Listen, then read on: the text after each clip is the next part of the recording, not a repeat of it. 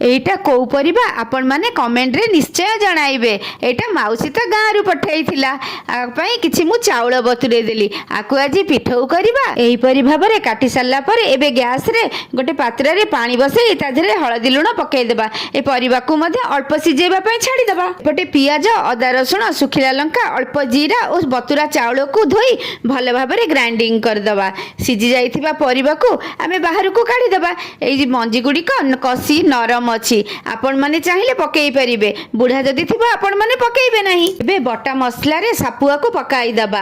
अल्प कटा पियाज और चाट मसला चिकन मसला और लंका गुंड को पकाई दबा। सिजा आलू टिके पकाई लुण पकाई ताको भल भाबरे चकटी दबा। एबे चकट तो आम रेडी हो गला। तेल कड़ई बसई तेल ताती गले ता धरे अल्प राशि को पकाई दबा।